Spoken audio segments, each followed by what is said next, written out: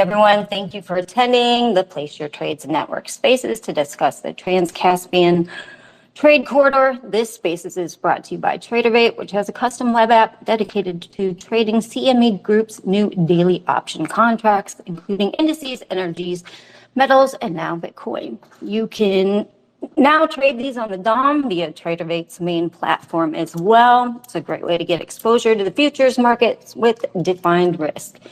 You can use the link in my Twitter stream to go get the TraderVate app for free. I also write a weekly blog on markets that you can find at placeyourtrades.com. It's free to access to just sign up. Now to introduce our guest, Robert, who is not here yet, who's having some difficulties logging in. Hopefully he'll make it. RobertMCutler is a practitioner member of Waterloo Institute for Complexity and Innovation at University of Waterloo. He's a fellow at the Canadian Energy Research Institute, a senior research fellow at Energy Security. He's a member of the NATO Association of Canada and a fellow at Canadian Global Affairs Institute. He's earned 2 bachelor's degrees at MIT, a master's degree at Penn State, and a PhD at University of Michigan. He's held many competitive grants and fellowships and been on editorial boards of numerous academic and policy journals in his field. He's best known for his expertise as an energy security and geoeconomic specialist. Yay, and he made it. All right. Next, we have deerpointmacro. Deerpoint has a background working for global asset management firms and mutual funds, covering a wide range of funds from emerging markets, oil and gas, bonds, to equities and growth. He has recently made a transition into credit. We have Pyotr Kurzin. Pyotr a geopolitical strategist specializing in great power and strategic competition. He's previously been part of the UN, International Crisis Group, and the World Bank Group. Pyotr is also a podcaster and YouTuber hosting The Global Gambit, featuring journalists, policymakers, thought leaders, and advocates. So thank you guys, everybody, for joining the spaces. So we'll get right to it. We'll start with Robert, and kind of, can you, for people that don't know what the Trans-Caspian International Trade Corridor is exactly, can you describe it and its significance in the current geopolitical context? Yes, certainly. There are 2 terms that are sometimes used interchangeably, but I'm going to use them differently. I'm going to distinguish them. One is the Trans-Caspian International Trade Route, sometimes called TITR, or the corridor TCTC.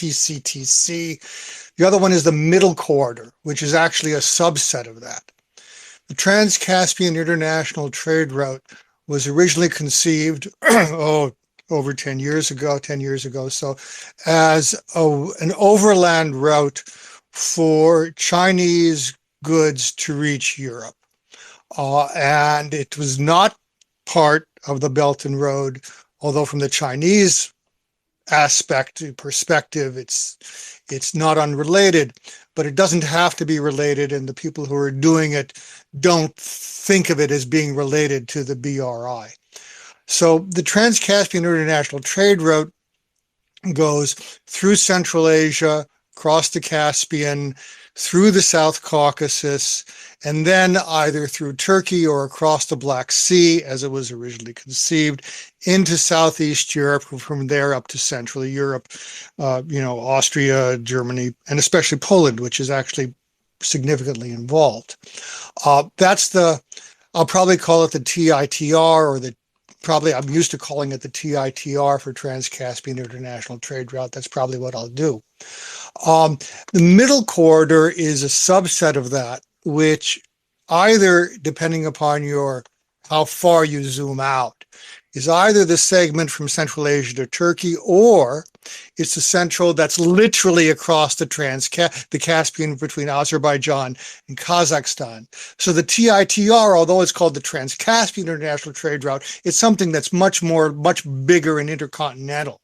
The middle corridor is more limited to the Caspian angle, and this is just how the terms evolved and got used. I'm not responsible for the usage. So that's, to answer your question about what they are and what their geographic scope is. We can, go into their significance and the different, multimodal ports and railroads and, which hip bone connects to which thigh bone and what are the problems and what are the advantages. We can go into that. I'm sure we will do that, during the course of this conversation, but that's just a general orientation. What I will add in answer to the second part of your question is the significance is that although it was originally conceived as a separate way of getting Chinese goods, and by the way, also Southeast Asia, the extension would be to Southeast Asia with all the manufacturing going on in Vietnam. That's not been part of the picture yet, but it's conceived for the future. That would be that now, with the changes in China and the post-pandemic situation, that the Trans-Caspian corridor route and the middle corridor actually now have the potential, which they did before, but now it's an enhanced potential, to drive the autonomous economic development and integration of especially the countries in the South Caucasus, meaning meaning Azerbaijan and Georgia, and maybe Armenia. We can get to that later. If there's a peace settlement, I can talk about that if you want to ask me about it later. On the one hand, and Central Asia on the other hand. Now, in Central Asia, mainly the countries concerned is Kazakhstan, which is the economic driver of Central Asia. Uzbekistan is not part of this initiative, and Turkmenistan is not part of this initiative. Those, are the three big energy producers, and the other two, which are in, closer to the border and have border with China, are Kyrgyzstan and Tajikistan. They're not really, players on a global scale, the way that, or even a regional scale, the way that Kazakhstan, Uzbekistan, and Turkmenistan are. But Central Asia, the only one that's included really is Kazakhstan. Now, just to summarize that, I'll give you, they have different organizational structures, and if I tell you about those and who's a member of what, that'll really encapsulate sort of what I said before. It started out 10 years ago now, with a coordinating committee, which was Azerbaijan, Georgia, and Kazakhstan. Then they developed a management board that included those three plus Turkey and Ukraine, before the war, obviously. Then the consortium for the TITR was formed in 2016, which was, again, Azerbaijan, Kazakhstan, and Georgia, who formed the working group, and then the regular members of the expanded working group included Turkey and Ukraine. Then they got associate members. The associate members are Poland on the west-hand side, Romania on the Black Sea coast, and China, in addition to Azerbaijan, Kazakhstan, Georgia, and Turkey.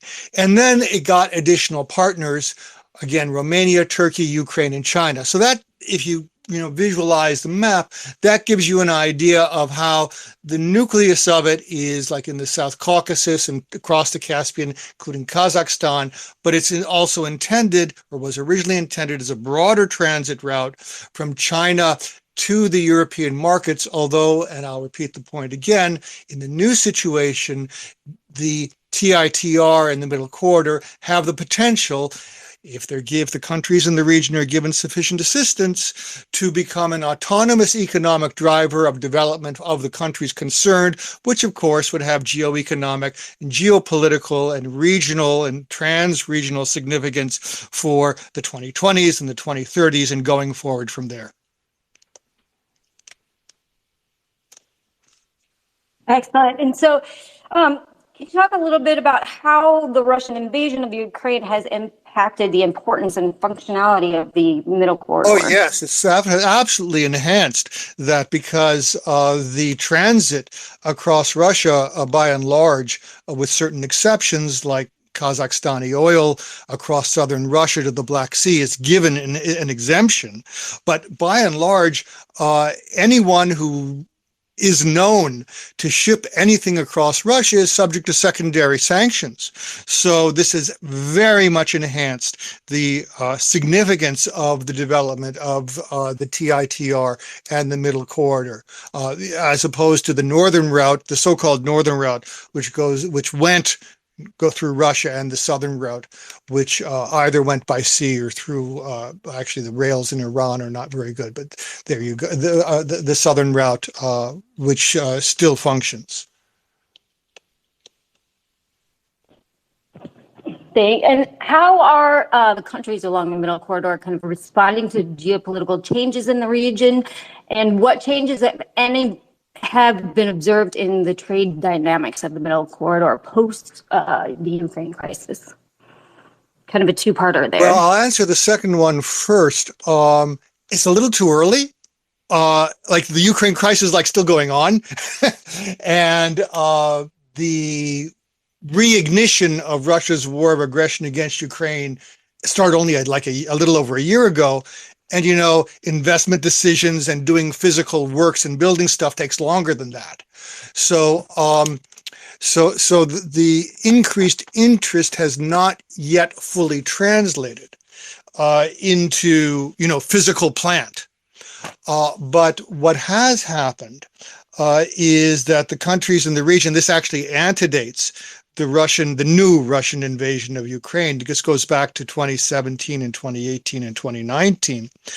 Azerbaijan and Kazakhstan are clearly key players here. Azerbaijan's on the southwest coast of the Caspian Sea, and Kazakhstan's on the northeast coast of the Caspian Sea. So they're clearly, you know, key players. And this is 2023. So for over 5 years, about 5 years, they've been planning more and more cooperation, first with Kazakh oil that goes in relatively small quantities, has gone for 15 years across the Caspian to Baku, and then it goes into the Baku-Tbilisi-Ceyhan pipeline that, you know, ends in the Eastern Mediterranean, and then it goes to world markets from there. Turkmenistan used to do that, but Turkmenistan is now shipping its oil to Makhachkala in Dagestan, Russia, because they get better rates. It's nothing geopolitical. They just get better rates that way. And they stopped doing swaps with Iran because Iran never kept their part of the bargain and would hold up payments back, although they're doing some swaps to Azerbaijan via Iran now. That's a different story from the middle corridor, which is targeted toward principally, in fact, toward energy, but rather toward communications and transport. So that's the answer to your second part of your question. What was the first part of your question again? The first part was where is it? The first part is Other countries in the region are responding. Well, actually, I sort of got to that in response to the second, which is that Kazakhstan and Azerbaijan have been ramping up the cooperation that they have and doing planning. I mean, for the last 10 years, Kazakhstan has built a huge port south of Baku. It's the port of Alat, A-L-A-T. You can look it up. And it's multimodal, and Kazakhstan's been doing the same thing in Atyrau, one of their port on the northeast Caspian coast, and also Kuryk, K-U-R-Y-K. You can look it up, which is in like the central Kazakhstani Caspian coast as opposed to the northeast Caspian coast. And they have been, I mean, the interest that Kazakhstan has in this, to answer your question, which is really a multi-pronged question because you're asking 5 different questions about 5 different countries, you know, the same question, 3 or 4, is that Kazakhstan wants and needs to escape, and the whole of Central Asia wants and needs to escape this vice grip between Russia and China, right? And the way for them to do that is to look west across the Caspian Sea to Azerbaijan, to Turkey, and to Europe. And Azerbaijan, by the way, which people have heard of because it's an important energy exporter, both oil and gas, for Europe and the world, gas to Europe and oil to the world market. It's really increased. I mean, Kazakhstan is doing this too, but Azerbaijan is even ahead of Kazakhstan. There's something in world politics called a middle power. It's not a great power. It's not a small power. But it's more than just a regional power. Like during the Cold War, Canada was your archetypal middle power. The consecrated phrase is, punching above their weight. Okay. And back in those days, in the 60s and the 70s, Canada's population was maybe, 20 million, 22, 24 million. But after the Second World War, Canada had the third largest economy in the world because Europe was destroyed and the first two were the US and the Soviet Union. Well, now, of course, there's a lot more prosperity that's a lot wider distributed. But in terms of diplomatic profile, in terms of what the political scientists call norm entrepreneurship, which is increasing your diplomatic profile by advocating certain values and making those values into realities through multilateral organizations or plurilateral organizations, which is the same as multilateral, only it's more like 15 or 20 or 25 countries instead of 150 or 170. It's another political science term. Plurilateral or multilateral organizations. Azerbaijan has really put itself on the diplomatic map. I mean, it's quite remarkable. And they are a middle power. And they have, I could name the international organizations. I don't know whether that'd be interesting to your listeners or not, but there's a whole host of them that Azerbaijan has been president of, or they've organized this for that. And Kazakhstan is doing the same thing. It's always done the same thing. It's always tried to do the same thing. Remember multi-vectoral policies? Well, Kazakhstan and Azerbaijan were the two that began doing that in the 1990s. And actually, Azerbaijan has been a little more successful because it's not stuck between Russia and China the way that Kazakhstan is. Kazakhstan has a harder job doing that, implementing that kind of approach than Azerbaijan does. So those, just to answer your questions about Azerbaijan and Kazakhstan, that's, the general geopolitical thing. Now, the other aspect that has to be mentioned is that there is an organization called the Organization of Turkic States. Okay, there's 6 of them: Turkey, Azerbaijan, Kazakhstan, and a few others in Central Asia. That was founded on the basis of something called the Turkic Council, not Turkish, Turkic Council, in 2009. And this organization has recently gotten new dynamism, partly because of Kazakhstan's initiatives and partly because of Azerbaijan's cooperation. Now, it's important to understand that this wasn't Turkey's idea. This was Kazakhstan's idea. Back in the days when in the 2000s, 2009, it was their first idea about how to get out of the vice grip between Russia and China, about 15 years ago. And there's a whole, the Organization of Turkic States is really like, a really self-standing international organization now. They have a parliamentary, network. They have, a judicial cooperation, nothing supranational like the Europeans do.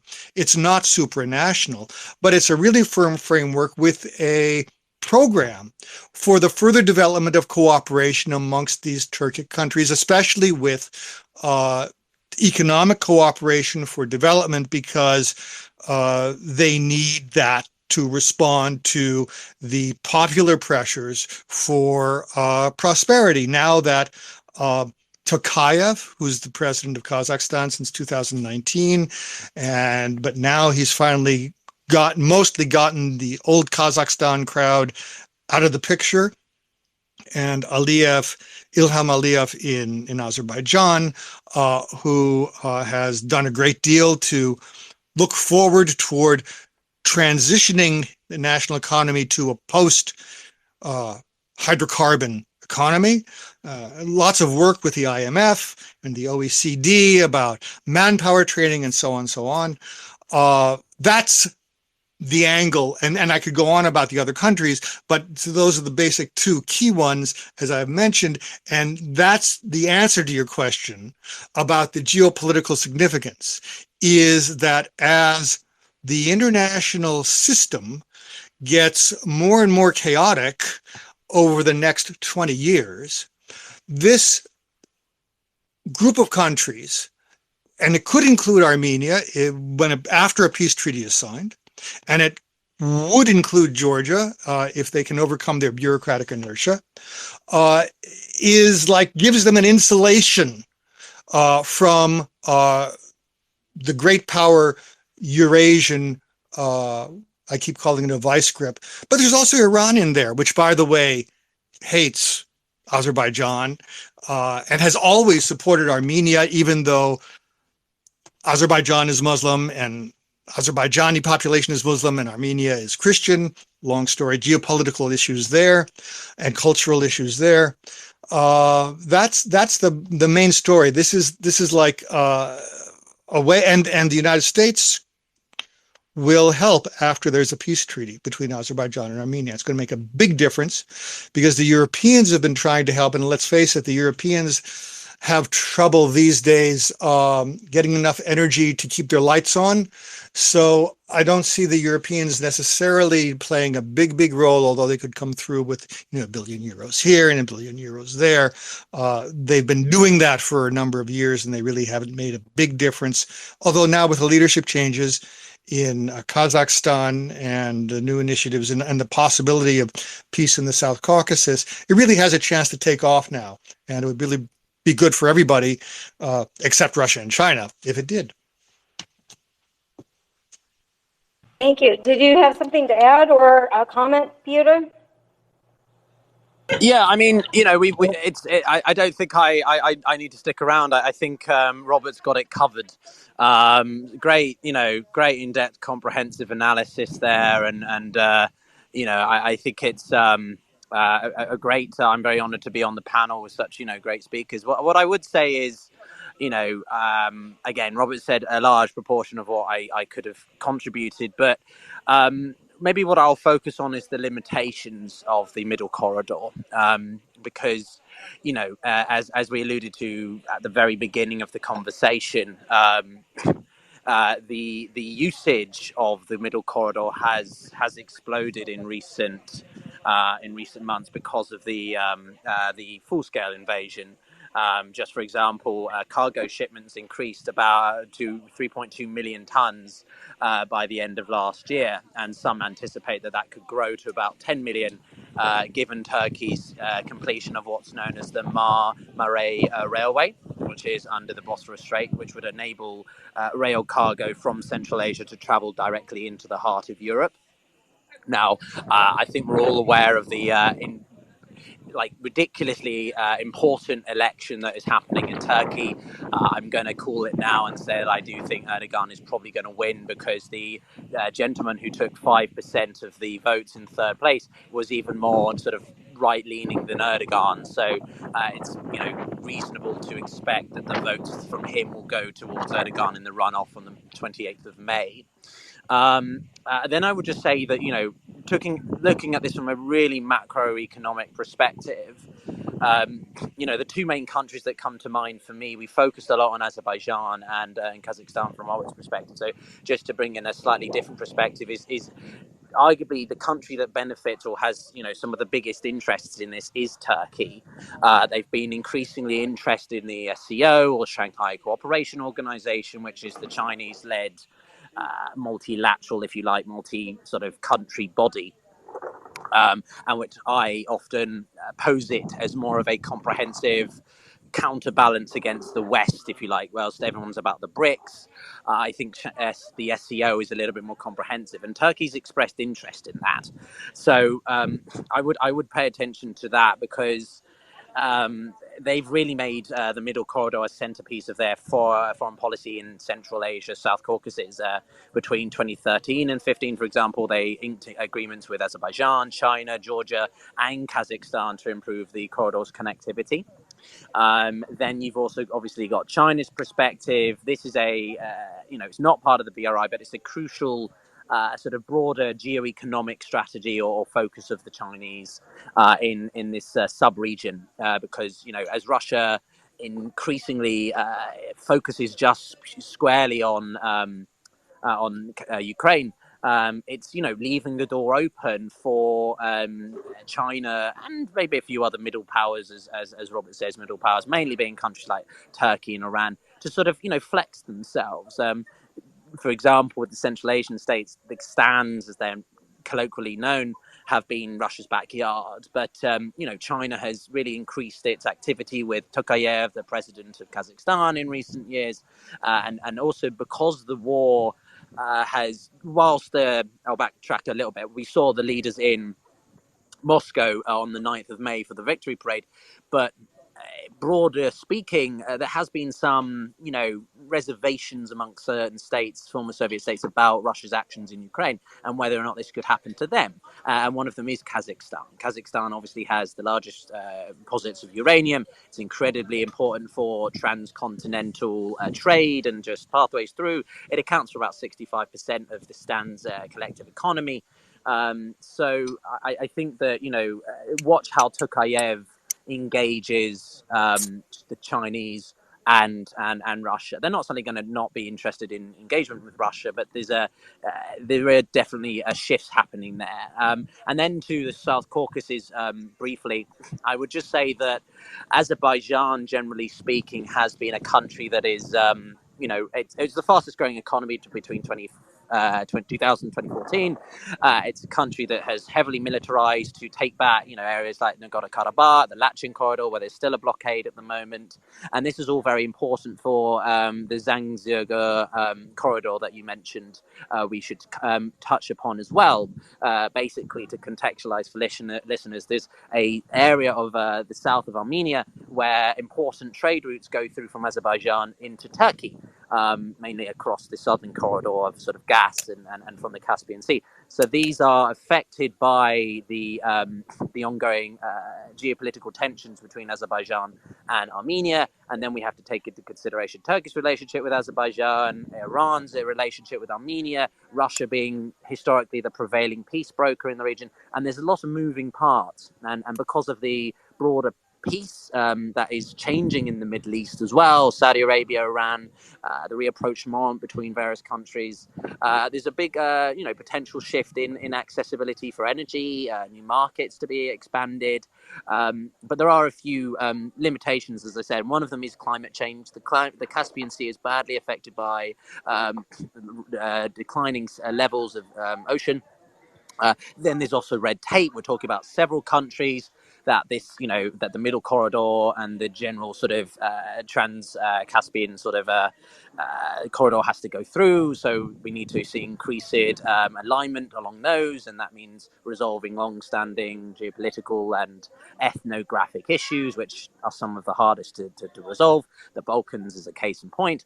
So, I remain cautiously optimistic. But the biggest thing for me, again, zooming all the way out, is which major powers, China, Russia, America, are going to, or the EU as a non-state actor, are going to influence this the most. America doesn't have as much influence in this part of the world because it's about as far away as it can be. China, they're extending themselves, but they also want to focus on the South China Sea, so they're divided. Russia would be normally the main country of focus, but they're divided in Ukraine, and so it's a melting pot of great strategical competition, but also middle powers in countries that really want to exert their regional influence. In the case of Turkey, Armenia, Iran, and Kazakhstan. So I'll stop there because I know there's a lot there. But if you want me to answer, chime back in, then let me know. But thanks again for the space. Yeah, absolutely. Well, I was going to ask you about Turkey. You already brought that up. I don't know if you want to expand on that a little bit. So, one of the questions that I had for you is kind of how do international players such as Russia and Turkey view the development of the Zangezur corridor, and how does this impact the middle corridor? Yeah, so I mean, I put it this way: so the Turkish election came to about 49 to 45%. I personally will just. I don't want Erdogan in power. I think it's time for some fresh perspectives. And he did a lot of, last minute deals to sweeten it for voters. Surprisingly, what was expected to be a support for the opposition coalition in the areas of the earthquake didn't materialize. A lot of people just voted in favor of Erdogan still, and he also saw, an increase in public service sector pay. So a few things like that. So realistically, he's going to stay in power. So I don't expect a sort of seismic shift in policy if when and if likely Erdogan, continues in power. If his opposition, I always struggle with his name, had come into power, he's much more NATO Western aligned. Not necessarily like 100%, we'll just do whatever NATO says, but he was more along that remit. So I don't think there's going to be a sizable shift. But Erdogan, as I said before, has really pushed to improve relations with certain countries in recent months. In the earlier last year, we saw a real notable change in relations between Armenia and Turkey. Obviously, Turkey rejects the Armenian genocide. There's a growing pressure from Azerbaijan on one side and Turkey on the other, and essentially, Armenia is sort of stuck in the middle. And some people are postulating, what could happen to Armenia as a country? Because it doesn't have many options. Either it remains under the auspices of Russia, becomes a bit more Belarus-esque, or it becomes, more like sort of more influenced by Turkey, but then it becomes a bit of a sort of client state. So Armenia's in a tough place, and then Turkey and Azerbaijan's relationship is very strong. The Israeli shadow war ongoing with Iran is something to take into consideration, given some analysts reckon Azerbaijan is allowing Israel to use its airspace and territory to launch strikes into Iran, as we saw in February. So there's lots of moving parts here, and Turkey is unprecedentedly, disproportionately important in that. It's control over the Bosphorus Strait. We've recently had the grain deal re-signed between the two parties in I think even just today or yesterday. So I personally would like someone different than Erdogan, a bit more of a constructive partner.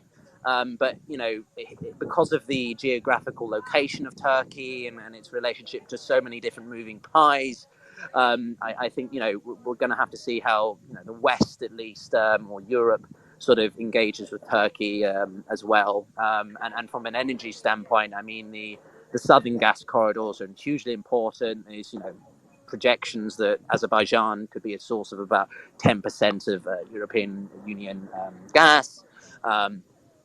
We've also had the instabilities in Georgia earlier this year over a new law that was eventually dropped by the incumbent government. But yeah, there's a lot of, just sort of independent moving parts that makes it difficult to predict how it could go in one way or the other. So, the Turkish election probably will be resolved with a sort of degree of unclimactic developments, given it will just be the same person. And then with Russia, the relations between Russia are messy. They're called amongst academics cooperatively competitive, which is basically a pretentious way of saying that the two countries cooperate on issues that they can, but ultimately are competing. And that's because Turkey and Russia are both interested in the Caucasus. Turkey, as I say, has an increasing interest in Central Asia, which is Russia's backyard. Syria, obviously, the two have been at odds, and the relationship has been terrible since 2015, when Turkey shot down a Russian jet, didn't apologize, and both are led by strongmen. Turkey is sort of a Russia light in that Turkey can have elections and still be ultimately sort of challenged. Maybe they're slightly rigged, whilst in Russia, you have elections, but it's completely obvious who's going to win every time. So there's not going to be a change in government leaders, and I don't think there's going to be a massive shift in the relations of Turkey to Russia. unless there's a seismic shift on the battlefield in Ukraine, one way or the other, which may well happen. We don't know. We're waiting for this counteroffensive. So I can go on, but I won't because I'll land there. But thanks a lot, and yeah. Just one more. So given that Turkey's kind of setting itself up to be a major energy hub, and some of that with the help of Russia, how do you think that is going to affect relations with Europe? And, is Europe going to, bypass Turkey if they have cooperation with Moscow on energy? I think the possibility of Europe choosing to go with the Kremlin over Ankara is absolutely like a pipe dream, in the sense of until you get a seismic shift of biblical proportions, and I know I'm sounding hyperbolic, but that's the point, is that Putin is completely not even the damage that Putin has done with the actions in Ukraine has fundamentally forever changed the relationship that Europe has with Russia and sort of Eurasia in many ways, right? Turkey may be a problematic partner, but they're still a partner. Erdogan is a problematic, unpredictable actor, but eventually he has relented, and Finland has now joined NATO, right? A year ago, there was this discussion about whether it was even going to happen. Sweden remains a sticking point because of the relationship with the Kurds. What I would say is that until Putin is out of the picture, and there is a significant, institutional, complete reassessment of Russia, that's not going to change. The Europe continues to trade with Russia. We've seen seaborne imports of oil that haven't been affected by the G7's embargo or trade barriers and the EU price cap on gas and such. But again, it's sort of the best of the worst in this case, to sort of paraphrase Churchill. So I don't see the EU sizably changing their relations with Russia unless literally there's absolutely no other option. Again, it's not purely down to the EU. It's also what happens with the Ukrainians and the Russians. Do we see a lot of this is dependent on the tactical level on the battlefield. If the Ukrainians cannot muster up a counteroffensive, and the European Union and the US and NATO suddenly realize or begin to shift their perspective, like, well, this sustainment of the Ukrainians is not, well, it's not worth it anymore. We need to, engage Russia in a very realpolitik approach.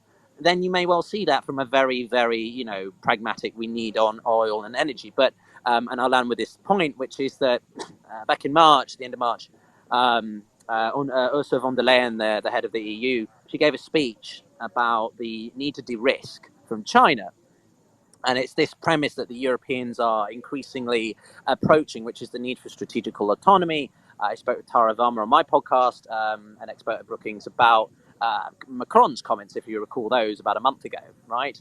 The need for strategical autonomy and not to be overly dependent on the US. But that goes for China and Russia as well. And so countries like Turkey, the Caucasus, smaller actors which may be more malleable, manipulatable. I don't want to put it so pessimistically or cynically, but that they can have a bit more of a influential relationship with in terms of supply of natural resources may well develop because Russia, can control it. And as Robert said earlier on, the middle corridor is not affected by Russia's autonomous control. It's much more effective. It's problem with the red tape, but it's not affected by one single actor, which has undertaken one of the worst conflicts in modern history. So I think I would watch how the Europeans approach their own strategical autonomy with China as well as Russia, because at the end of the day, it's all sort of interconnected with this, shift to the east and that sort of thing. So, I don't know if that answers your question to an extent, but it's a hugely, hugely complicated question. And, we could all write a book on it, I'm sure. But thanks again. True. Deerpoint? Yeah, so I'll touch on Turkey because I'm currently in Denizli right now visiting family, and obviously I have a bit of a complex background. Ethnically we're Azeri, but my family moved to Turkey in the early 1920s. On the election front, maybe I'll start with that. people domestically inside of Turkey are not pro-Erdogan, is really kind of the sentiment that I'm seeing. Broadly speaking, I would say a lot of this support for Erdogan is coming from Germany. And when you look at the flow of Turks outside of Turkey, you have to look at it in context, right? So when Turks flew to Germany in the 1970s, it was under conditions um, in which, they were always kind of seen as second-class citizens, and Erdogan, being kind of the strong man that he was, kind of gave this, voice to Turks abroad. And so therefore, in a lot of these European pockets, there's strong support for Erdogan. If you look more at the United States or even in the UK, Canada, etc., the flow of Turks there is slightly different. The people who are coming here are more, I don't want to say more educated, but are usually coming, for PhDs, for studies, are professors, and usually they lean more towards the CHP, which would be Kılıçdaroğlu's party, or the secular party of Turkey. You can kind of think about it in that way. What's going to be very interesting is to see how ATA is split. ATA, the party that got 5% of the votes, ATA comes from Atatürk. So they are also kind of aligned with Kemalists' ideology. And the thing is, for Kılıçdaroğlu to win, he would need all 5% of those. The question is, the opposition's kind of siding with the Kurdish parties was kind of a sore point for some. The thing is, the ATA party wants secularism. They don't like really the religious route that AKP has taken. So that might be one point. And Oğan, who's the head of the party, has himself said that he wants the people to kind of return to a secular Turkey. So that all of that should be interesting. But domestically, as well as ATA party wants to see about deporting the refugees back to their respective countries. This is something the opposition wants to do as well. So that should all be kind of very interesting. But unfortunately, I do think Erdogan is going to end up taking this. But like I said, domestically within the country, people are not happy. People, Turks voting in Germany, don't have the same economic circumstances that people in Turkey do. So they just see kind of Erdogan as a figurehead. They don't actually realize the economic implications that people in Turkey are currently suffering. But with that being said, kind of moving into Azerbaijan, there's three pipelines, at least in the terms of flows of trade, that are very important. I know Robert touched on Baku, Tbilisi, and Ceyhan, which was recently shut down because of the earthquake, but obviously is back up and running. You had Baku, Novorossiysk, I think is how the Russian word is pronounced. This one has completely ceased after the war. And then you have Baku and Supsa, but the Baku and Ceyhan is by far the largest kind of pipeline. If we actually look at the flow, I do think that Azerbaijan is going to end up becoming the larger player in this, even as opposed to Turkey.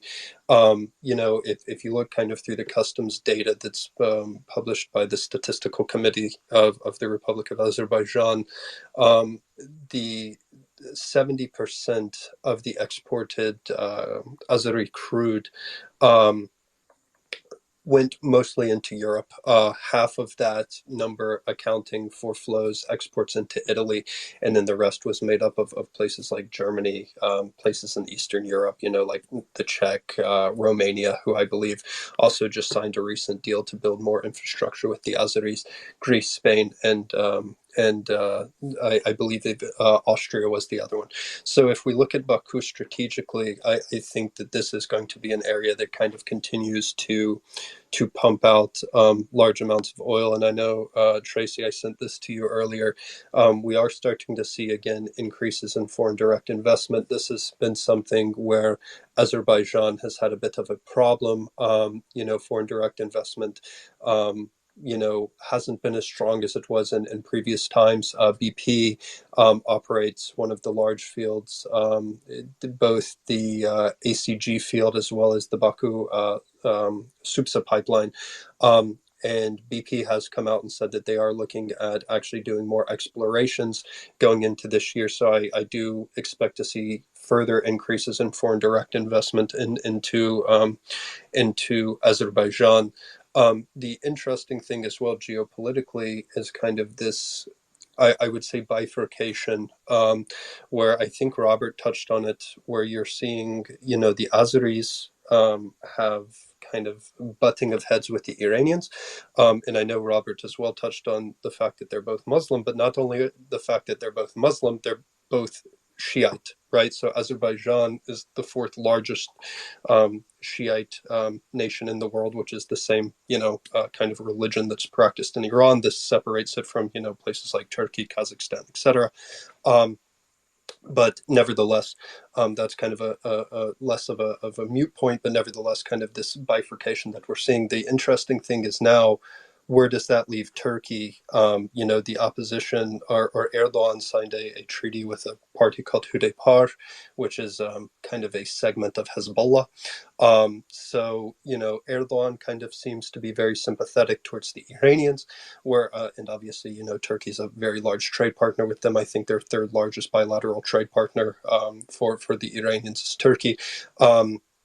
But that kind of leaves Turkey in an interesting spot. Whereas if the Azeris continue to try to do things in Armenia, if that doesn't settle, as well as kind of the continuous of buttings of heads with the Iranians, where does that kind of leave Turkey in terms of kind of smoothing all of that over? But I also think when we look at Kazakhstan, a lot of the infrastructure build out in Kazakhstan, a lot of that was foreign direct investment that did come from AKP. And so, the thing that I've been trying to model out myself, and maybe Robert, if you have any opinions on this, is if you do have an opposition change, where does that leave Kazakhstan? Because, Turkey has invested a tremendous amount of money in Kazakhstan. And so if we get an opposition change, just, let's say that it was a given, does Kazakhstan really then at that point have the amount of capital in flight that they need to continue to kind of build out infrastructure projects and continue to kind of be this massive hub that they are within Central Asia? That's kind of where I've been saying, okay, if we were to get an opposition change, because it's, razor thin, and let's just say it ended up happening, where does that kind of leave the middle corridor, at least for the Kazakhs? But I do think that there's going to be a lot of interesting things to go forward here.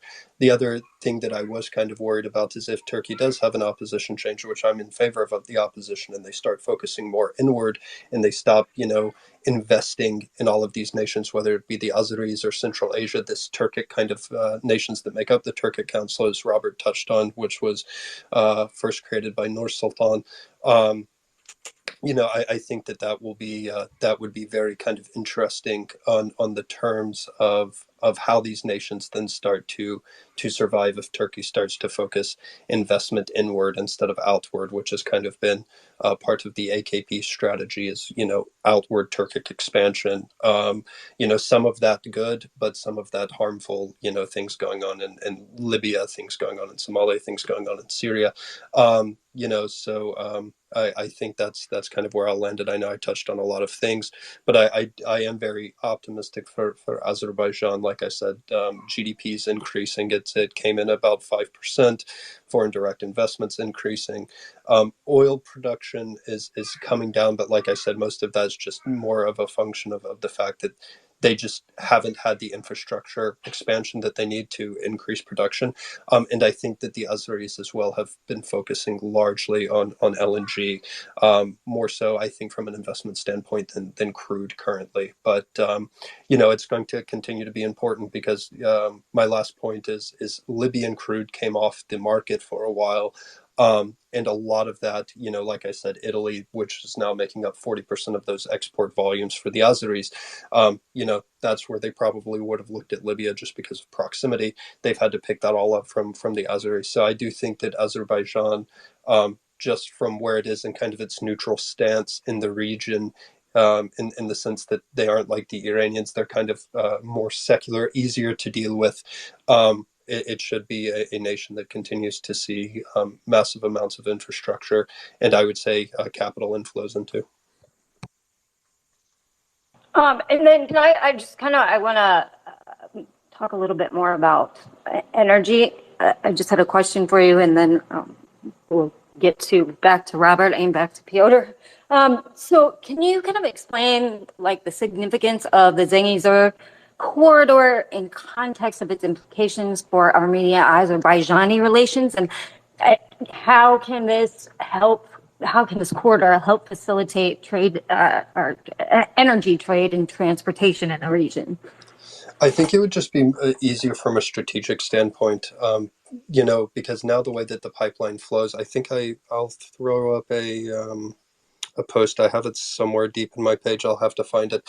But it kind of has to go around. So I think that if we have, the ability to actually go and the Zengezur corridor ends up working out, I think that it will actually be able to facilitate trade routes as well as kind of, in rails into these nations, which I think would facilitate trade overall from a logistics standpoint. And I think that would be the benefit. The only thing is, with Azerbaijan and Armenia, these kind of ceasefires and these peace deals, they never really last all that long. So I mean, with looking forward to kind of trying to get rid of that, that kind of long built tension between the two nations. I'm not sure if it's going to be all that easy, but I mean, hell, if we can see the Iranians and the Saudis kind of reach some agreement, which I never thought would happen,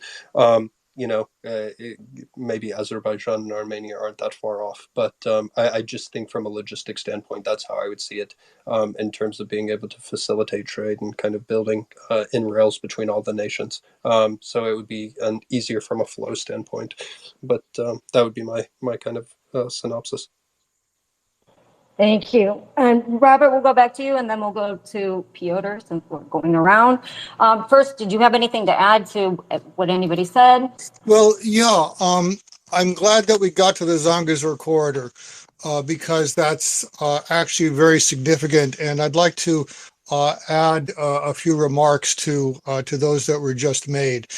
For people who don't know, Zengezur is a historical name for a part of what is now southwestern Armenia. I'm sorry, for the region that is now southwestern Azerbaijan and southern Armenia.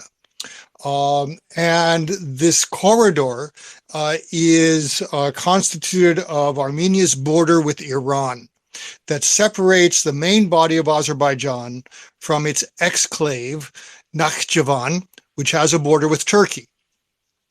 And Turkey is, according to the 1921 Treaty of Moscow, in fact, a guarantor of Nakhchivan's integrity with the main body of Azerbaijan. And this corridor,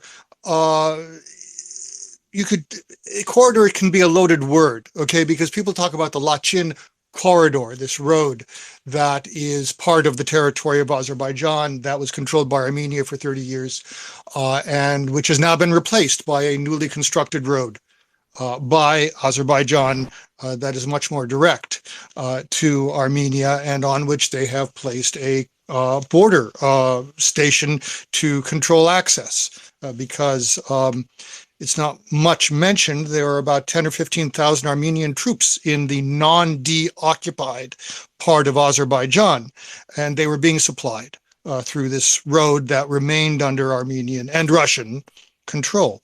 So corridor can be a loaded word because people think, oh, it has a special status. People think of the Danzig corridor in Poland between the two world wars, which had a status under international law. Neither the Lachin corridor, which you could call the Lachin Road, or the Zengezur corridor, which you could call the Zengezur Road, neither of these has any status under international law. Lachin Road is part of Azerbaijan. The Zengezur Road is part of Armenia. So what's pertinent here is that up until relatively recently, that part of southern Armenia was populated by ethnic Azerbaijanis up until the late 1980s when they were expelled, chased, and ethnically cleansed by Armenians, about 180,000 of them, even before the First Karabakh War. Which led to the expulsion and ethnic cleansing of 800,000 ethnic Azerbaijanis from a quarter or a fifth of Azerbaijani territory. But that's, ethnic politics. That's not what we're really here to talk about. I'm just trying to give some background to the Zangezur Road. So it's 26 miles, okay? And there used to be a railroad there, which can be reconstructed. It was part of when there was the so-called ceasefire in November 2020 that was negotiated by Moscow between Baku and Yerevan. Armenia committed itself to permitting access from the body of Azerbaijan to Nakhchivan through the Zangezur corridor. Well, it hasn't done that yet, and there may be some prospects for it. Now, in order to explain why the Zangezur corridor has better prospects to be created than it has had in the past, it's necessary to say a little more about negotiations between Azerbaijan and Armenia, and a little bit, I promise just a little bit, about domestic politics in Azerbaijan. Long story short, Prime Minister Nikol Pashinyan in Armenia does not have control of his domestic politics. He can't say, I'm going to do this and do it. For two reasons. First, the so-called Karabakh clan, who ran the country from 1998 until 2018, who were not Armenian Armenians, they were Karabakhi Armenians who came in and took over the state apparatus, still are powerful, still are important, they still can put up resistances. But even more important is, in the domestic politics, is the Armenian diaspora in the world. There are about 3 times as many Armenians living outside Armenia as inside Armenia. And half of those live in Russia, France, and the United States. Now, I don't have to explain to you how the Armenian American interest groups are quite powerful lobbyists in the Congress. Everyone knows how powerful they are in the Democratic Party politics of California, which is an important state, and so on and so on.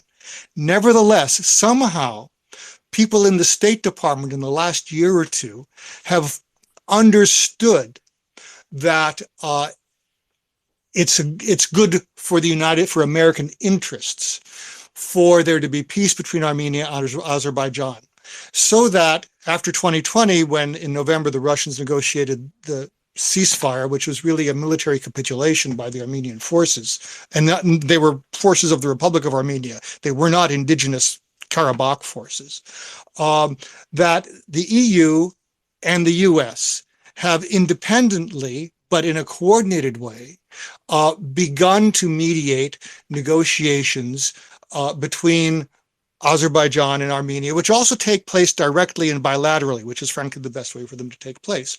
Because Moscow can't offer everything to everyone. There's this thing that goes on in international negotiations they call forum shopping. So they've been shopping, the Armenians have been shopping from Russia to France to the United States. Just this month, there were another series of negotiations or talks in Washington, mediated by Anthony Blinken, Secretary of State, between the foreign ministers of Azerbaijan and Armenia, followed just days later by a meeting between the heads of the countries, Aliyev and Pashinyan, in Brussels, mediated by Charles Michel in the European Union. Now, one of the significant things that came out of that, and we'll talk about the peace treaty later, is that they agreed in principle that, again, Armenia committed itself again to making the Zangezur corridor a reality, which is kind of like a counterpart to the Lachin corridor. Sometimes they get traded off against one another in people's minds. Was that they agreed that they would consult the International Customs Union on how to make this work, because in the beginning, Azerbaijan said, now what this has to do with the Trans-Caspian trade corridor is that it's a key link, as it was pointed out. It's a key link, and it could be very much developed, not only for transportation of Azerbaijanis between the main body of Azerbaijan and Nakhchivan, but also cargo and commodities and all sorts of things. And so they agreed, because in the November 2020 agreement that put an end to the military hostilities, it was agreed that Russia would provide the security. Well, the fact is that Armenia does not have any border troops of its own. The Armenian border security is provided by the Border Security Service of the Russian FSB. Has been for 25 years. That's just the way it is. Russia has an air base in Gyumri. It has another base outside of Armenia. I'm sorry, just outside of Tehran at an airport there, and it has a couple of bases that it jointly manages, they say, with Armenian troops on the border with Azerbaijan. But by and large, Russia, and this is why Armenia is a client state of Russia, and Armenia is a client state of Iran. By the way, it depends on Iran for a lot of things, and it's very closely dependent on Russia for economics, for military assistance, the reason why the Zangezur corridor is going to happen is that the Armenian State Railway Company is a subsidiary of the Russian State Railway Company. And the Russians want this to happen because they don't have any communications, that is to say, overland communications with Turkey, except through Nakhchivan, Armenia, and Azerbaijan, because there's like one mountain road that goes through Georgia between Russia and Turkey. And the Russians really want to have this transit potential with Turkey. So a couple of months ago, Aliyev was asked, one of his previous meetings with Pashinyan in Armenia, the Armenian prime minister said, "Did you talk about the Zangezur corridor with Pashinyan?" He said, "No, we don't talk about that. I'm talking about it with the Russians, who are the ones who really matter." And it's true. Now the thing is, this is also heavily in the U.S. interest, and it has been made known officially to Baku and to Yerevan that once a peace treaty is signed with mutual recognition and territorial integrity and all of that, that the U.S. is going to come in with help. Like they did, maybe not to the degree they did in the 90s with the oil pipeline, with the energy development, because the Southern Gas Corridor was really Azerbaijan's idea. It wasn't, the U.S. idea in the beginning. And they're going to come in with economic assistance because the war party in Yerevan, which are the Karabakhi Armenians, leftover Karabakhi Armenians, and the most vocal sectors of the international diaspora, their interest is not in economic development of Armenia. The Armenian population was kept poor for 20 years. And this is why even after the military catastrophe of 2020, when they were given a chance to vote for Pashinyan again in 2021, they gave him an overwhelming parliamentary majority. They're sick and tired of being poor, and and more investment from other than from Russia and Iran, but from the United States, from the European Union, on the basis of a peace treaty, will develop and create the social basis in Armenia for a stronger peace party that can confront the war party and other hangers-on. And key to that is the development of southern Armenia. And southern Armenia is, Syunik is the name of the province. Zangezur corridor, the name is taken from the historical Azerbaijani name. And that's why the Zangezur corridor is so important, because it will be a key link from Kazakhstan to Turkey.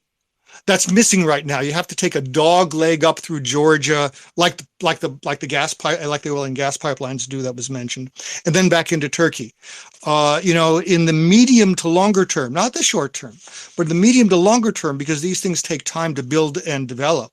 With better communications and better customs and better multimodal structures and better custom and so on, it has a chance to really take off, and it will make a difference in the next 20 years when, in other work more academic work that I've done, I project another collapse of the international system like we had in 1991, but that's a whole different story.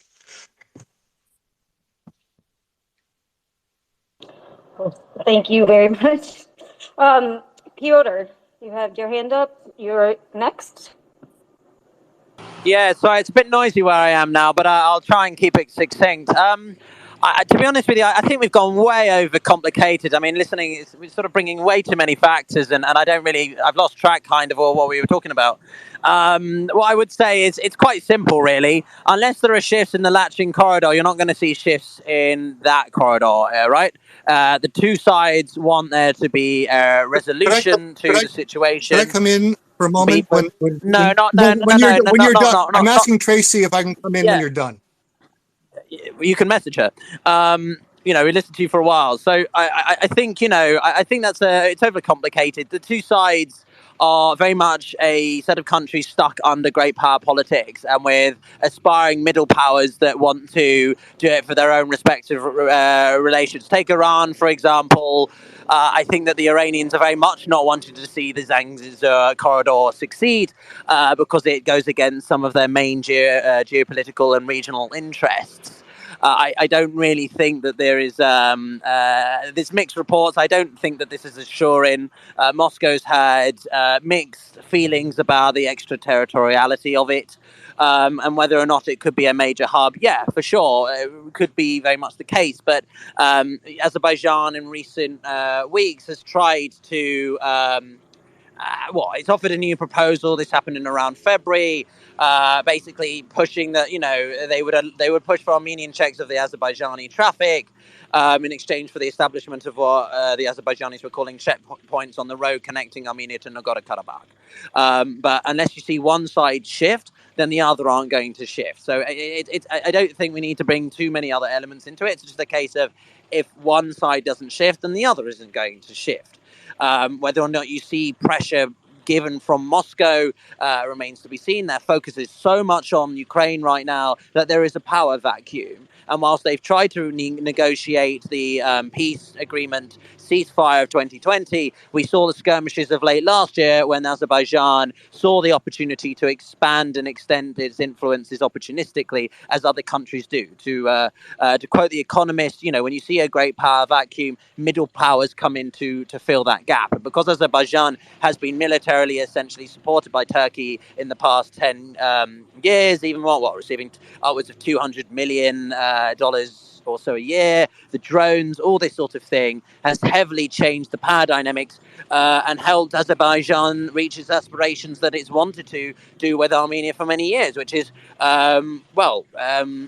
resolve what it felt was the embarrassment and just loss of important territory for it in the 1990s. So until there is a long-standing agreement between these two sides, which I don't think there is going to be for a while because of how fiercely intense and destabilized the relations are, the corridor is not going to be facilitable.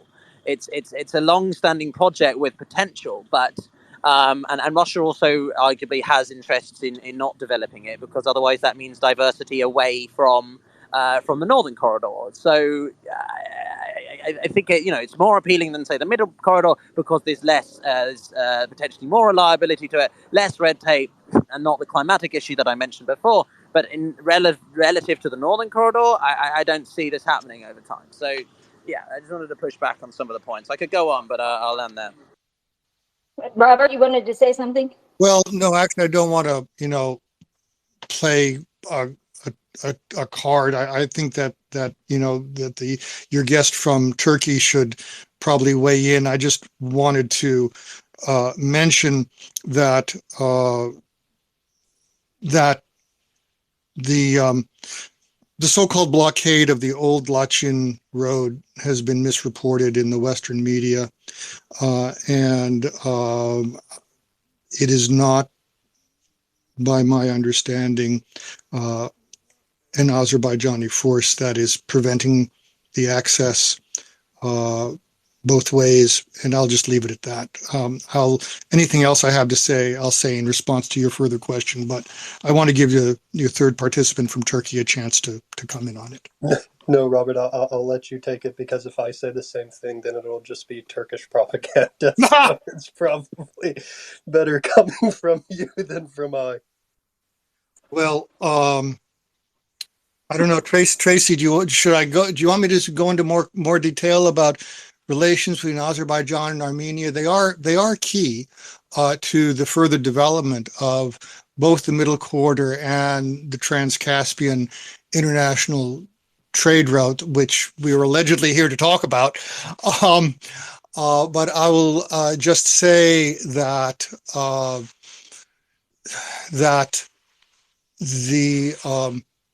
that Korean journalists have discovered, they tried to reach the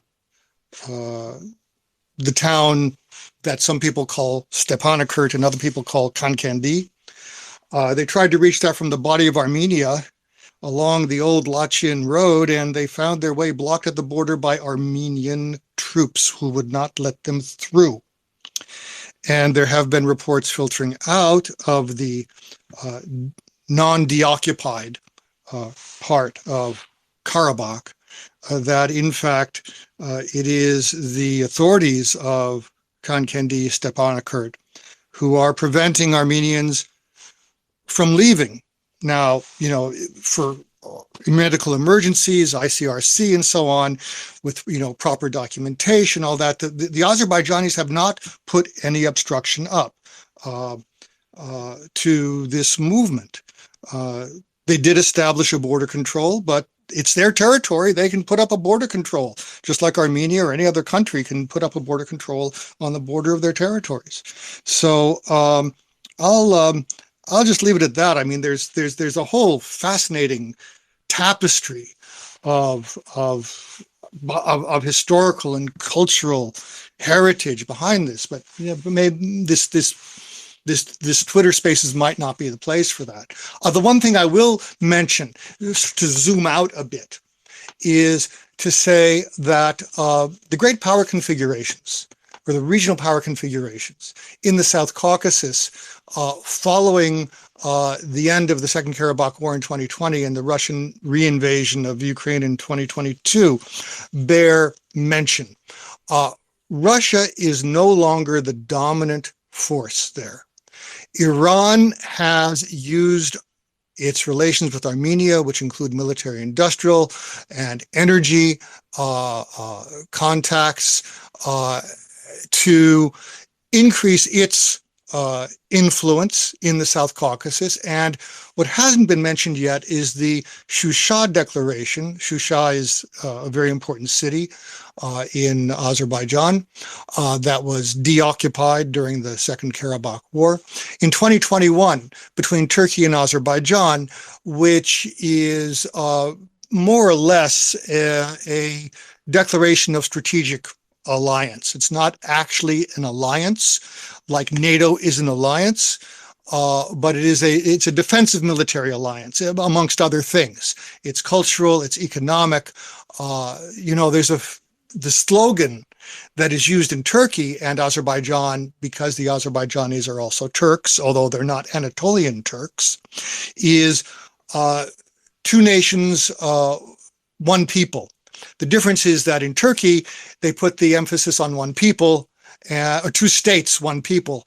And in Azerbaijan, they put the emphasis on the two states. And I can tell you from personal experience that it's a very significant cultural difference between them. The languages are even, I thought they were originally about 95% mutually intelligible, but apparently it's very easy for Anatolian Turks to be misunderstood in Azerbaijan, and they're really only about 80% mutually intelligible. But that's a whole beside the point, is that Turkey and Iran have both made advances of strategic influence into the South Caucasus, given Russia's weakness, especially following the 2022 war against Ukraine, but also following the change in the power dynamics with the Second Karabakh War in 2020, is that Turkey and Azerbaijan have always been, like I mentioned, the Organization of Turkic States before. This goes back, you know, a long time.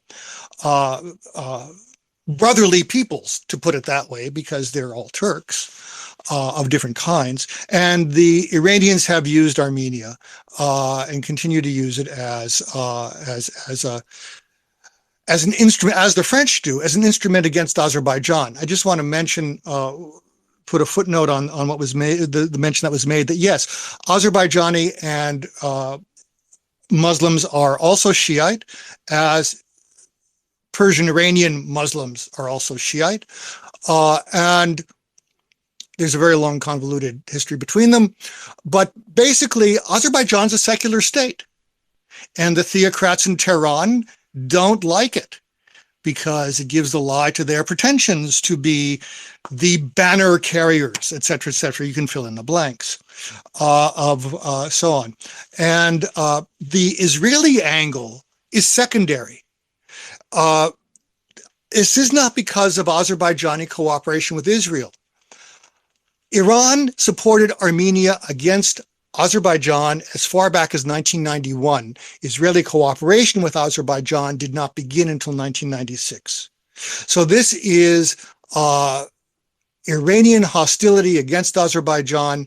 I mean, they just tried to assassinate a member of parliament in Baku, and the guy was arrested and revealed a cell of terrorists, to call them what they are, who were confessed to being sent by or trained by, some of them were actually Azerbaijanis, by the police and intelligence services of Iran. And this is not a one-off case. Okay, there have been examples of this before. So that's just like, a footnote to the Iran-Azerbaijan thing, and to elucidate why Iran so strongly supports Armenia and why Turkey is now a player in the South Caucasus because of Russia's decrease. Although this is the first time since 2020 that Russia has troops in all three South Caucasus countries.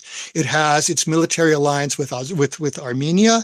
It occupies Abkhazia and South Ossetia and Georgia, and it was able, through the 2020 ceasefire accord, although it wasn't officially a ceasefire accord, to put an end to military hostilities, to put about 2,000 Russian troops in the non-deoccupied region of Karabakh, which was later increased to like 4,000 or 5,000, but then after, without permission, but then after the invasion of Ukraine, it was reduced back to 2,000 because they needed the soldiers for cannon fodder.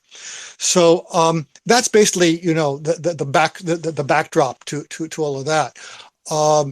I want to just throw in the Shusha Declaration, which I did, because we talked about the Russian influence, we talked about the Iranian influence, not so much about the Turkish influence, which is why the United States and Western countries, when they come in with significant funds for capital and for foreign direct investment and make the people prosperous. Prosperous people don't, as a rule, want war. And this is why it has to happen. In Armenia, it's already happened in Azerbaijan. Azerbaijan doesn't want another war. Aliyev has publicly said, we're done with wars. We're tired of wars. We don't want another war. And so this would be like, common prosperity. And the U.S., I will say it again, has made it known through track 2 diplomacy and track 1 diplomacy that it's ready to come in with massive capital investment to make this happen, which would affect in the medium term, what we talked about, the corridor, the middle corridor, and the Trans-Caspian trade route and all of that. I'm sorry that we paid so much attention on South Caucasus, but it's also more complicated than Central Asia, so in a way it's a good thing that we had to deal with that. I'm going to stop now. I'll go to deer points before we've gone well over the hour, which is great because this is fascinating information. But I'll go with deer point before we go around and everybody can give their final thoughts. So I want to bring this a little bit back to energy, and talk a little bit about, how does the Trans-Caspian trade outcome impact Europe's energy security? Does it, and reduce dependency on traditional energy suppliers, i.e. Russia, and the potential geopolitical implications of this trade route for energy trade? Is that to me or to someone else? That's to Dearborn. Okay. Yeah, so I think that the Trans-Caspian's extremely important, but I would say it's more so because those three pipelines earlier all sprout out from Azerbaijan, right? So you have, Baku, Supsa, then you have Baku to Ceyhan, and then you have Baku to Novosibsky, I think is the name of the other city in Russia. So, I mean, obviously the overall exports to Europe are extremely important. I believe right now um, the forecast for the Azeris um, for the end of the year for exports to Europe is currently at, I think, about 12 billion cubic meters, which was up from, I think it was like 11.2 billion last year. So, last year, I think they supplied close to 2 billion cubic meters of fuel to Europe. Um, and like I said, most of that's going to Italy because, Italy was relying a lot on Libya. Obviously, I'm sure many people here are familiar with the problems going on in Libya. So they've now kind of transitioned towards the Azeris. And they also signed a deal recently to build out infrastructure in Romania. Azerbaijan did.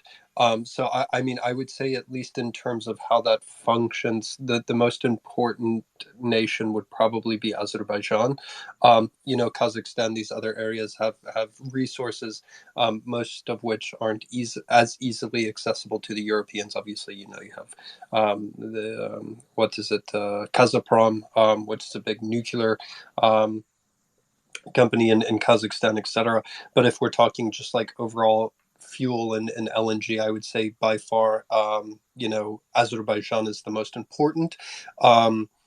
Erdogan did want to he wanted to start doing some offshore drilling under this policy that they had called Mavi Vatan, which is like the Blue Nation. That never ended up materializing. And anytime there's an election, Turkey always somehow ends up finding gas in the Black Sea, but it's never a lot. So even the Turks, I think, are very dependent on Azerbaijan for needs in terms of gas and LNG. Even if you were to look at the earthquake, about 700 kilometers away in Ankara, people, because they had to shut down Ceyhan, people didn't have access to natural gas, people didn't have access to electricity. So, I mean, those pipelines are extremely critical, even to Turkey's ability or Turkey's energy needs. So I would say, if we're looking at the corridor, and I might be a little biased here, but I would say probably the most important nation is probably the Azeris, as well as the fact that Azerbaijan, kind of unlike the Gulf nations, and Iran has this as well, is, from a commodity standpoint, they're extremely rich. So it's not like kind of like a one trick pony, right? Like, even if you look at Iran during the Shah, not to go back to historic, they had the ability to self sustain through food. They had the ability to self sustain through energy. They had the ability to self sustain through kind of other commodities domestically.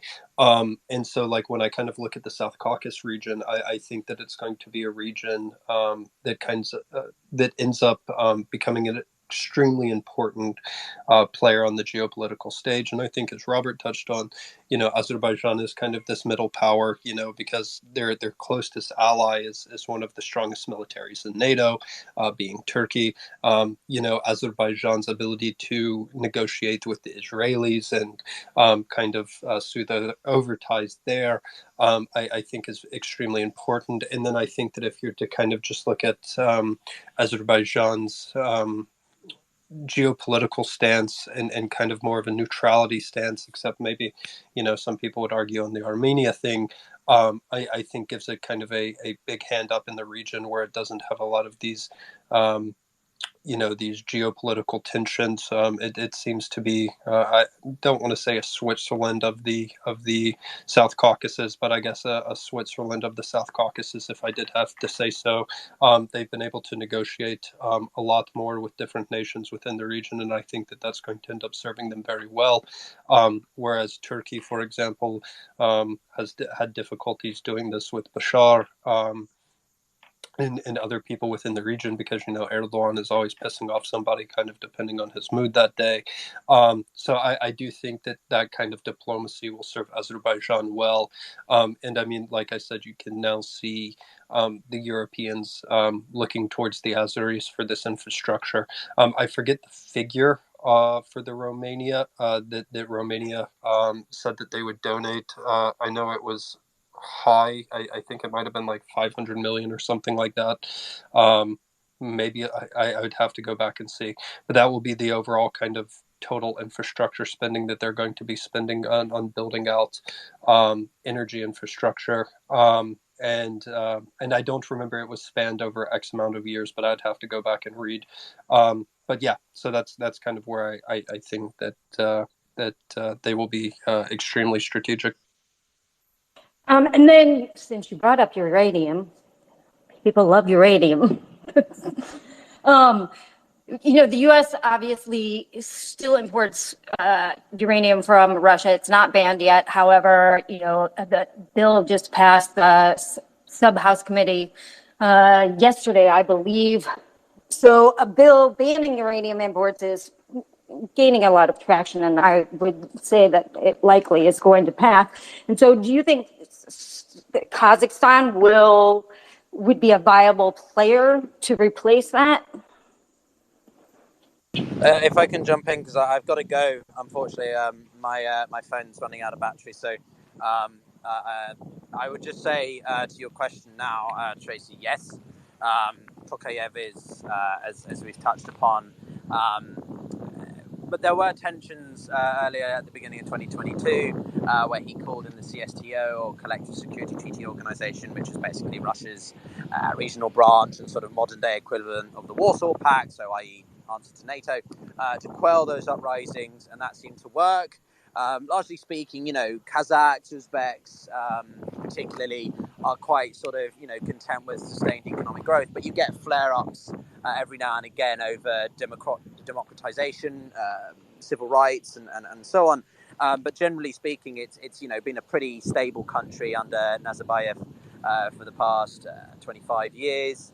And so if there's any ability to wean off Russian sources of uranium, as I said earlier, uranium is the largest, Kazakhstan has the largest amount of uranium, about, I think, a third of all global deposits. So I would see that as being quite a possibility. Almaty is a growing hub in that part of the world, and I was talking to an expert on Uzbekistan just yesterday, actually, about what Uzbekistan wants to do. Uzbekistan has generally been a country deviating a little bit more away from the purely only Russian influence, and trying to counterbalance with relations to China, Turkey, and the European Union. So I would watch them, and then Kyrgyzstan, Tajikistan, I believe, had minor conflict late last year. So generally speaking, though, the stands tend to be quite stable, but it's whether or not Russia really exerted itself to prevent Kazakhstan becoming a consistent source of uranium, which, if they did that, that could lead to, a deterioration in relations with Kazakhstan, with Russia, or Kazakhstan allows that to happen and they simply become, sort of even more under Russia's wing, which I don't think they want to. So that would be quite a big test for the long-standing relationship between the two sides, which I think would be very interesting. And then as a final point before I bounce, firstly, thank you very much for the opportunity. It's been very interesting to hear. I'm not quite what I prepared, so it'd be great to come back and discuss this, in future about the energy aspects. But again, I think that this comes down to a seismic shift we're seeing in the international system. We've got a horrendous war ongoing, which is, having impacts across the globe, but particularly in its near abroad for a country that has largely controlled most of this area, i.e. Russia. China really is growing its interests, but China's attention is divided, and it doesn't know fully where to focus it. And I think, and it's also an area that the US is quite far from, but tries to extend itself through the EU. The EU wants to become more strategically autonomous. And then you've got the middle powers, as we've touched upon. I'm not sure whether I would agree Azerbaijan is a middle power yet. They definitely are very reliant on Turkey, which is a great middle power or influential middle power, but whether or not that extends to Azerbaijan itself, where it may well, change. And then, of course, Iran. I mean, Iran's internal dynamics seem to have calmed a bit, but you never know in that part of the world. And as always, there's the element of the Kurds and the human rights point, which can always lead to sort of independent separatist movements that can be a potential problem for energy and transport and commerce more broadly. But I definitely think that this area, sub-region and Central Asia, are two ones to watch going into the next few quarters, next couple of years, and hopefully there can be improved stability and prosperity. But thank you very much, and I'll see you soon. Thank you, Pyotr. Really appreciate you taking your time out today. And Robert, we'll go, this is my final thought round. So any final thoughts, something that we haven't talked about that you want to talk about? And what should we particularly be paying attention to, say, over the next, 6 to 24 months? Okay, well, to address your question about energy, and then I'll come to the 6 to 24 months. Pyotr's already covered, and very well, the main aspects with which I can only agree. I might just fill in a few details that I'm sure he's aware of, but didn't mention because of time constraints, which is that the EU and Azerbaijan signed a memorandum of understanding on a new one on energy cooperation. That this includes in Karabakh, the Azerbaijanis are already been establishing renewable technology, wind and solar. They agreed, and there's the project to stretch an electricity transmission cable under the Black Sea from Azerbaijan through Georgia to Romania. This was originally projected for 1 gigawatt. It's going to be scaled up to 3 or 4 gigawatts. Taking everything into account, this is the equivalent, taking into load factors and generation, so on into account. This is the equivalent of about 8 billion cubic meters. I mean, the electricity that will be transmitted is the equivalent of about 8 billion cubic meters of natural gas. The electricity that you get from burning that much, because of this sometimes inefficiency of the generating plants. And this is not a big amount, but it's going to go to Southeast Europe, and it's going to make a difference for the countries in those regions because they're relatively smaller countries and they don't have immense domestic markets. And this is something called the Europeans always have an acronym. This is a string, used to be called the E-string. This idea was thrown out into the public policy area like 12 or 15 years ago, called the E-string. You got Hungary, Romania, Bulgaria, some others.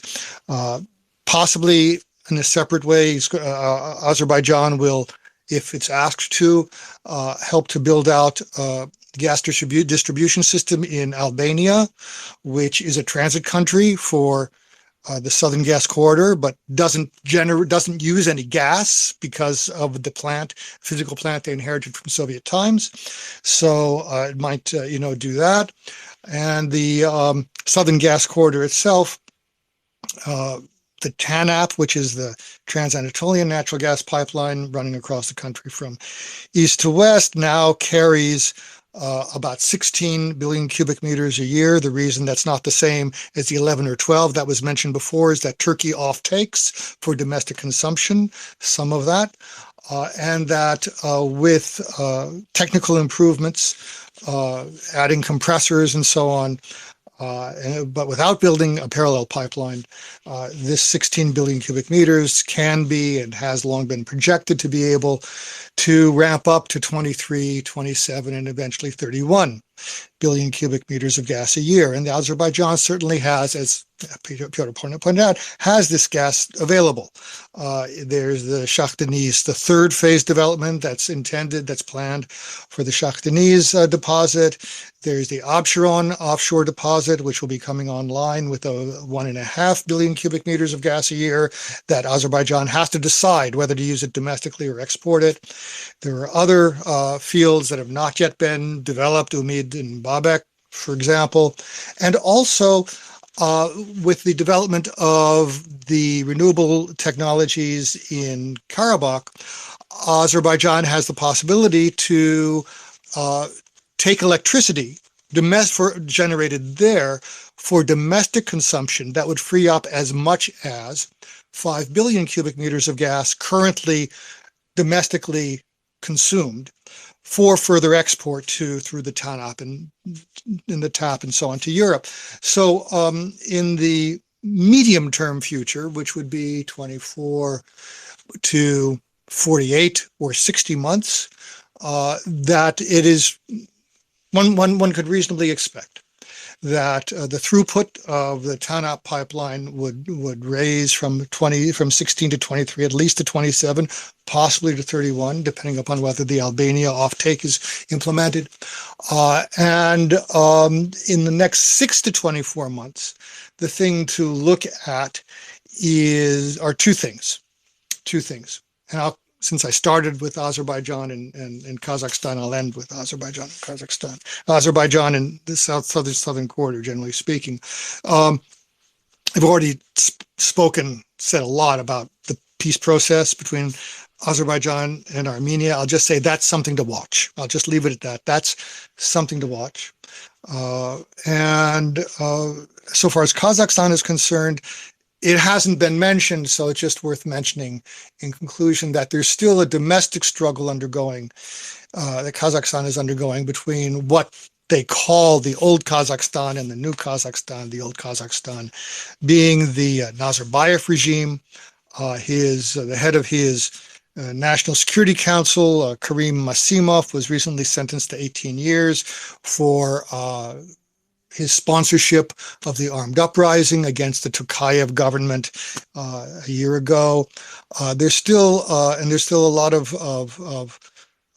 Kazakhstani money in exile that has not yet been repatriated, because you know how hard it is to get the money back once it's gone over 25 years overseas. That is mobilizing international public opinion and NGOs and the UN against the Tokayev and his vision for a new Kazakhstan, and in favor even of Masimov. So the domestic issues in Kazakhstan bear some watching, from Washington or from Los Angeles or from Brussels. It looks like inside baseball, doesn't really matter, but I just, flag that as something to keep looking at. And conclusion, I just agree, underline my agreement with Pyotr that Azerbaijan is going to be is already an important player in European energy and diplomatic affairs, and it's going to increase. Its profile is only going to increase, and that and the question of relations with Armenia is going to govern the development of the Middle Corridor and the Trans-Caspian international trade route, which will need, once there's a peace treaty, significant foreign investment and know-how to make the multimodal ports work well, to facilitate the customs, to coordinate policy, because, and this will be my last point, is that the development of the corridor is also going to change the economic geography of the area. People in the region, in the South Caucasus and Central Asia, Kazakhstan, are going to go to where the economic development is. And that's going to change when the corridor grows, and it also they need help in rolling out broadband internet, because the medium and large enterprises can use that pretty well, but the small enterprises who you want to develop in order to create a social basis for economic prosperity and therefore politically stability in all of the countries concerned are going to need that access. So there's a whole range. It's not just like, the infrastructure of ports. There's also railways, there's also airports, but there's a whole plethora of secondary knock-on economic sectors, of which I've mentioned only information technology, and yet there are others that will be necessary to develop and give both the countries in the region with the necessary international assistance, because they don't have as much manpower, skilled manpower. They have skilled manpower, but not enough, to really make a big difference fast to do that. So I would say in the next 6 to 24 months, keep an eye on the negotiations with Azerbaijan and Armenia. Keep an eye on the South Caucasus. Keep an eye on Kazakhstan, and keep an eye. It's harder to keep an eye on China. We haven't even mentioned China, hardly. China's closing down, as everyone knows. All the information, closing down their information that they make available. China is not reopening. China is going to be a basket case by mid-century. And that's perhaps a topic for another podcast, for another Twitter Spaces. But and then Russia is also not going to be an international economic happy camper. So that's the layout. For the next 6 or 24 months, just keep all that in mind and think strategically. That's what people have to do. Not just pay attention to the next 6 or 24 months, but act in the next 6 to 24 months with this strategic background in their mind, so that they're ready when the opportunity presents itself to act and to make the difference that they can make. That was excellent. Thank you. And dear Point, your final thoughts and anything that we didn't discuss that you wanted to discuss, and what should we be looking at again, the next 6 to 24 months and paying attention to. Yeah, so I would agree with much of what Robert said, and I would echo it. I think as well, watching Turkey's development is going to be extremely important. Also, I mean, I know Pyotr believes Erdogan might win, and I think that is what will most likely happen. I hope not, but I think that if Turkey can turn things around in the election, it will also be a nation to watch. To see foreign direct investment inflows come back. Turkey has suffered a lot of foreign direct investment outflows since AK Party took office in the early aughts, from about 2005. Turkey had about $3 billion in aggregate, or net foreign direct investment flows. As of today, that's a little under 500 million. So you've seen 2.5 billion essentially in outflows from Turkey, relative to where we sit today, and that's mostly a function of the fact that Turkey has decreased its FX reserves, and has massively increased its short-term debt financing needs. So there's a gap between FX reserves and the ability to pay off the short-term debt financing. So I think that Turkey is also something to watch. If Kılıçdaroğlu can reestablish and kind of reel in the short-term debt situation as well as shrink the deficit. I think that this would put Turkey in a much better economic position than where it's currently sitting. And I think a lot of good things could come out of that. But again, I'm kind of biased, slanted towards the opposition party. I have family who works for the opposition as well, just to be transparent. So as for Azerbaijan, I agree with everything that Robert said, and I think that Azerbaijan is going to continue to be an extremely important player. I think that Europe's going to continue to rely on the Azeris as well. I think the Greeks will rely on the Azeris, as they are also one of the nations that made up, the 70% of the exports that went into Europe. I think that a lot of the kind of Mediterranean and Eastern Europe bloc will look towards, as well as even, like I said, Austria and Germany will look towards Azerbaijan to supply energy needs. Especially with its more neutral stance and, let's say, more stable geopolitical landscape, kind of minus the Iranians.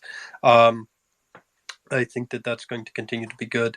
Robert also touched on China, and I agree with that. I think that, the China slowdown is going to be a big factor. And I wish we could have touched on that. I know just the South Caucasus in its own is kind of a deep subject, but I think China is going to be interesting. But more towards the downside, I think that growth is slowing, and I think that that's why they've become so shut in, because they don't want that to get out. And I think that that's also why, part of the BRI is such a big kind of factor for them, because they're trying to, look outside of China, because they realize, China, even from their own kind of government statistics, is experiencing diseconomies of scale. Obviously, that cheap labor force is no longer there. It's more in places like, Vietnam, Thailand, the Southeast Asia, Indonesia, Malaysia, etc. Well, not Malaysia, but Indonesia. So I think that those are kind of things to watch going forward. China growth slowing, as well as I think that a lot of that slack within the region is going to be picked up by Central Asia and some of the Turkic nations. Excellent. Yes, I'll do a whole spaces on BRI at some point. That's a whole nother ballgame. But I want to thank you both very much for coming on this spaces today, taking time out of your busy day. I really appreciate it. Everybody follow these guys. They post really good information. Follow Place Your Trades to find out what other events we're coming up. And again, thank you for everybody who attended as a listener, and we will see you next Wednesday. Have a great day, everyone. Thank you, Thank you, Tracy. Have a good Tracy. day. It was wonderful to be with you.